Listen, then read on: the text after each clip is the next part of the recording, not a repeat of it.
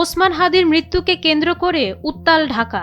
এর মধ্যেই ফেসবুকে একের পর এক স্ট্যাটাস দিচ্ছেন জুলাই অভ্যুত্থানের সম্মুখ সারির যোদ্ধারা। জাতীয় নাগরিক পার্টির মুখ্য সংগঠক সার্জিস আলম বিপ্লবকে সম্পূর্ণ করার আহ্বান জানিয়েছেন। তিনি তার ফেসবুক পোস্টে লিখেছেন, খোদা আমাদের দ্বিতীয়বার সুযোগ করে দিয়েছেন, জান দিয়ে হলেও বিপ্লবকে পরিপূর্ণ করতে হবে। এর আগে তিনি আরেকটি পোস্টে লিখেছিলেন, বিপ্লবকে সম্পূর্ণ করতে হবে, যা না করতে পারার আক্ষেপ ছিল তা পূর্ণ করতে হবে। অন্তর্বর্তীকালীন সরকারের প্রতি তিনি ভারতীয় হাই কমিশন বন্ধ রাখার আহ্বান জানান। তিনি লেখেন, now or never, we are in a war.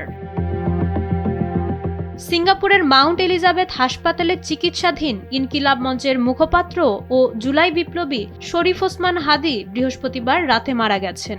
শুক্রবার সন্ধ্যা ৬টায় দেশে পৌঁছাবে হাদির মরদেহ। মাইশা মালিহা, সময়ের আলো।